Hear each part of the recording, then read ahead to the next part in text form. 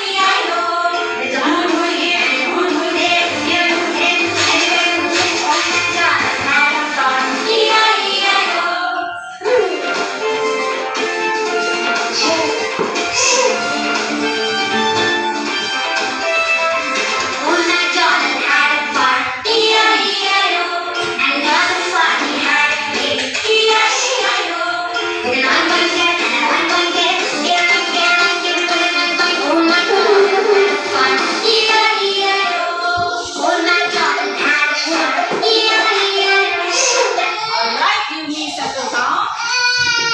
Did you enjoy the song, class? Yes, ma'am. Alright, so from this song, what have you noticed about this song?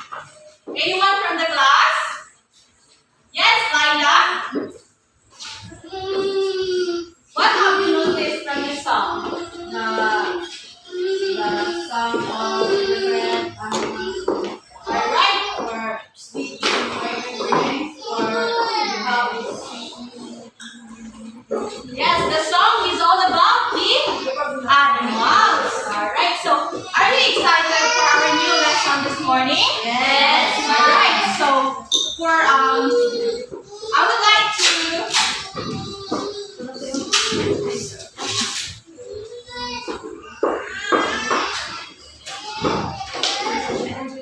so I prepared here a cartolina that consists of numbers. All you have to do is you are going to solve this one in order to know what is our topic this morning. Am I clear, class? Yes, ma'am. Alright.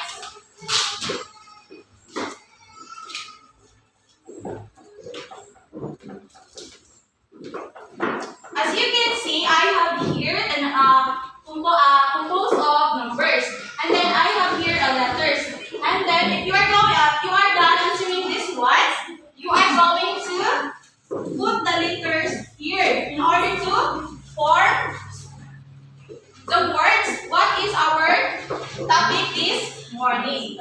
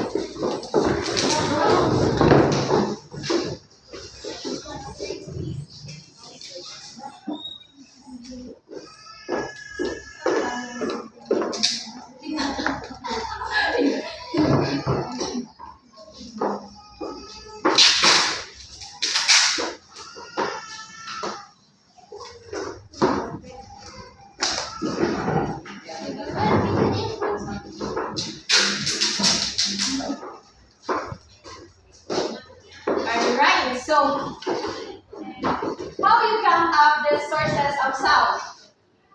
By answering the given. Alright, so 3 times 3 equals? 9. So the 9 here is S. And then you are going to put this S number. Alright, so this one. 20. Yes, 20 is the 0. And then how about this one? 20 minus 5? 15. 4 times 2? 8. 8 is R. R. How about this one? 6. 9 minus 3 equals? 6. 6 on Letter C. Alright, so our topic this morning is all about the Sources of sounds. Alright, our topic this morning is all about the sources of sound. Alright, so do you want an activity class? Yes, ma'am. Alright, so as you can see, I have here a box. This one, it contains group 1, group 2, and group 3. And the instructions here is you are going to open this one, and then the instruction is inside here at the paper. Alright, so I want you to group yourselves into 3. But before that, let me present first the rubrics. Here is the rubrics.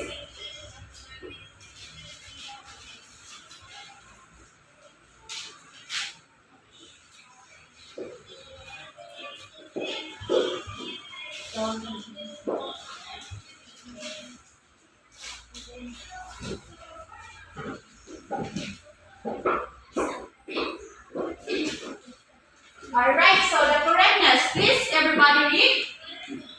All answers are correct. 5 points. How about the second one? All of the answers are not correct. All of the answers are not correct. 3 3 points. points. How about this one? 3 or more of the answers are not correct. Alright, that is for the correctness. How about for the time frame? Finish before the time. 5 points. Yes, 5 points.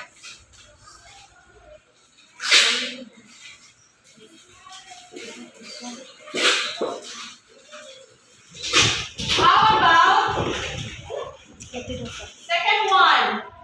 Submitted after 1 minute of the allotted time. 3 points. And then the 1 point. Submitted 2 minutes after the allotted time. 1 point. Alright. How about the cooperation?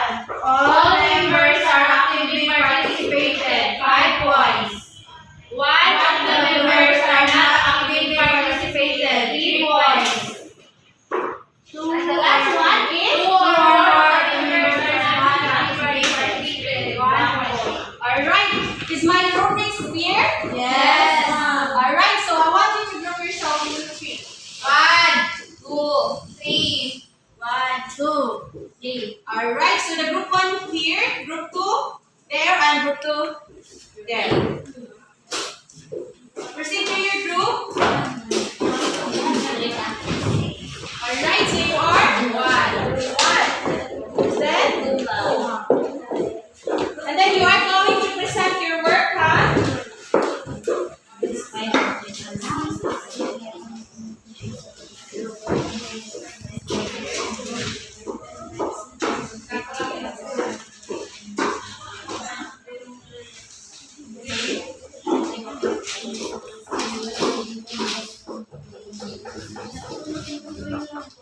I will give you 5 minutes. I will give you 5 minutes, class.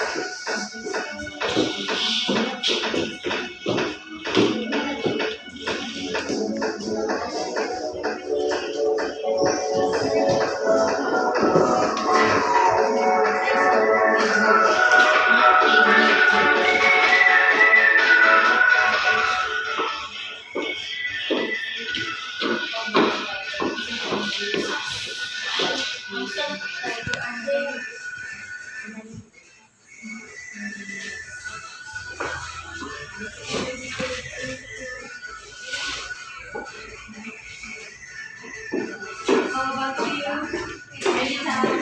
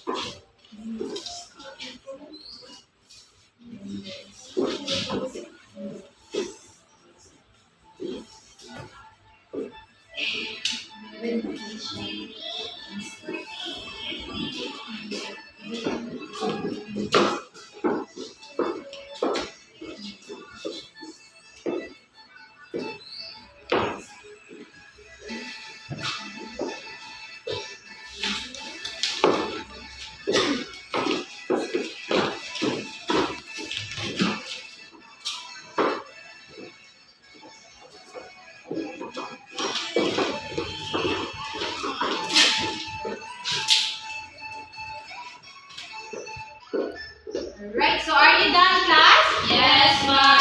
Alright, so where's the group one? Present your work. Good morning, everyone. Good morning, ma'am. So this is the work of group 1.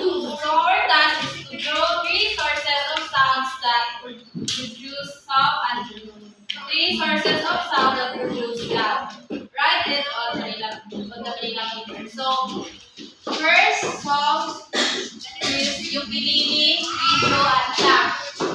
The loud is tambourine, ambulansya, o drum.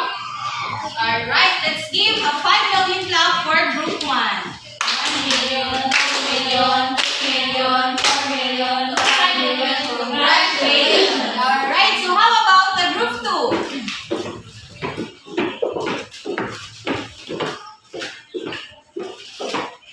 Good morning, everyone. So this is the work of group 2. So our task is to list 5 objects that produce sound and explain the uses of each sound to us. So first, we have the radio. Radio hear the news, and ambulance gives sound when there is an emergency. Third, we have alarm clock in order to wake up. Fourth, we have the cell phone play music, and the last one is xylophone making sound. Alright, let's give an amazing clap for group 2. 1, 2, 3, 1, 2, 3. Amazing! How about the group 3? So our task is to sing a song and find anything inside the classroom that they can use as a musical instrument.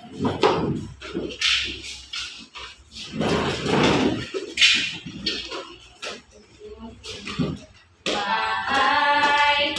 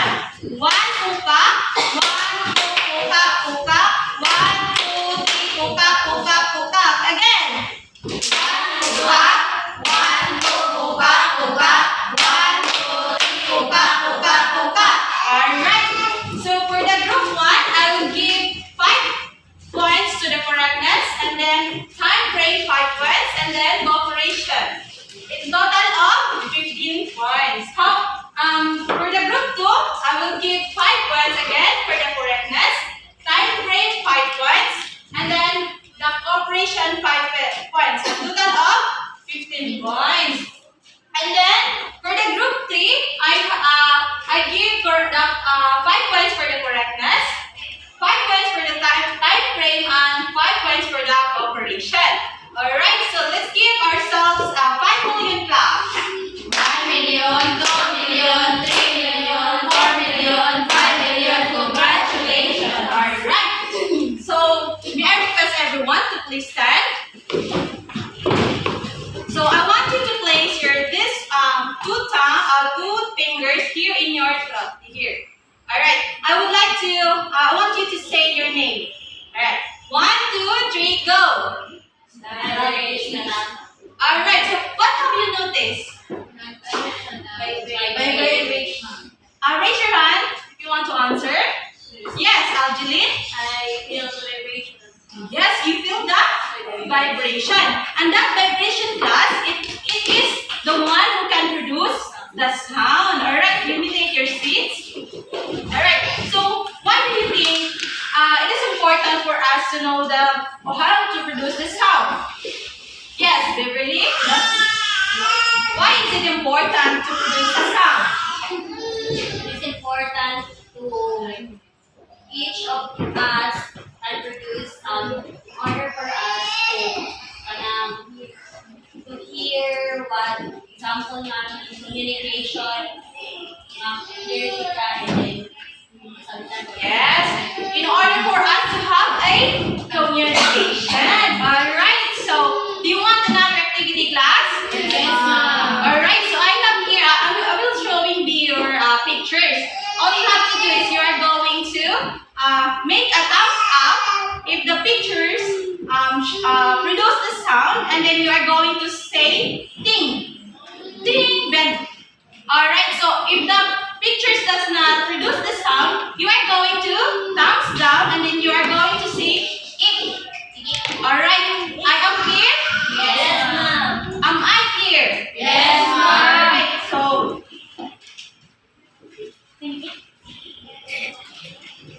so are you ready? Yes, ma'am. Alright, so the first picture is ding. Alright, what is this? Airplane. This is an airplane. So, ang airplane ba putingog? Yes. Yes, the airplane putingog siya every time na mo? Yes. How about this one? What is the sound of this picture is? Chair. Ing. Alright. So this picture can produce a sound? No. Alright. This picture cannot produce a sound. How about this one? Yes, very good. It is the snake can produce sound. How about this one? It is a baby. Yes. How about this one? This is Candle. Alright. This it can produce sound. Alright. So much for that. So nakita na po nakasabot na doon mo sa itong lesson for this morning. So I have here another activity. And then the same group as earlier. I want you to group into two. And then pick one representative to come here in front. Alright. Count 1, 2, 2. 1, 2. 1, 1, 2. Alright, so group 1, come here in front. One representative.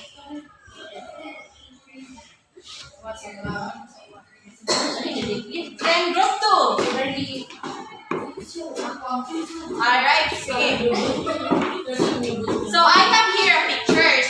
And then, mag-play ko og kaning sound. And then, I'm going to spread this pictures. And then, mag-play ko. And then, kung saan ka ng sound man na-produce is you are going to pick the pictures. Alright? You are going to pick the pictures. And then, the person will pick the right one will be the winner. Alright?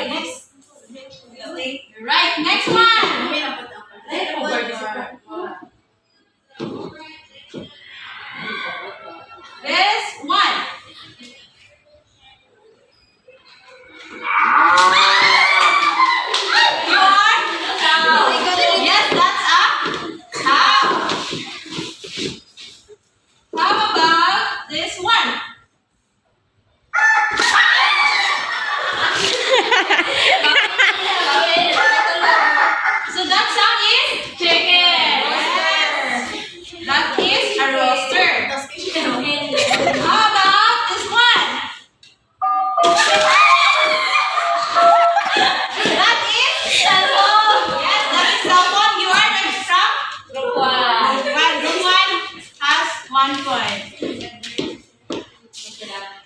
How about this one? A drum. That means A drum. a drum. How about the last one? Alright.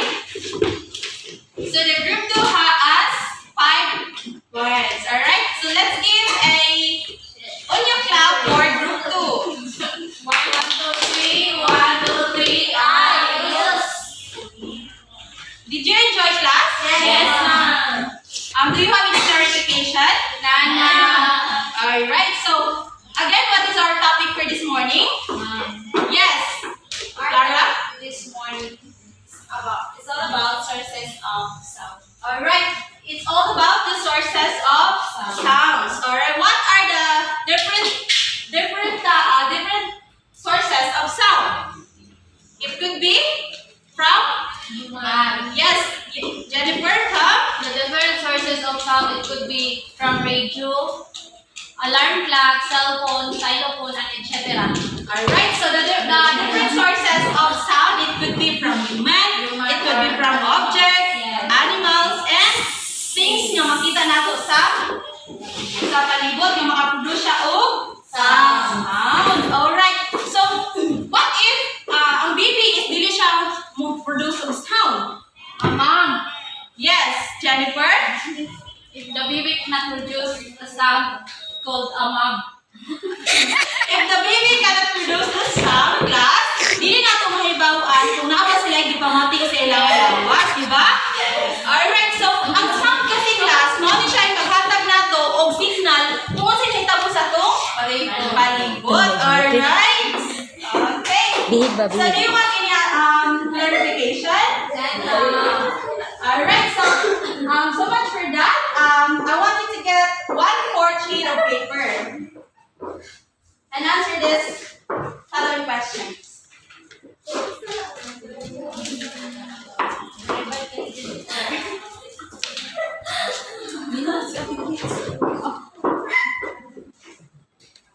Are you done, class? Yes, ma'am. Alright, so, That's answer. and for your assignment, please everybody read. Assignment. Bring any materials from your home that they will use to make musical instruments. Alright, you are going to bring an Materials. materials that can produce music or sound. Alright, so do you understand that? Yes, ma'am. Alright, so that's all for today. Goodbye, class. Goodbye, ma'am.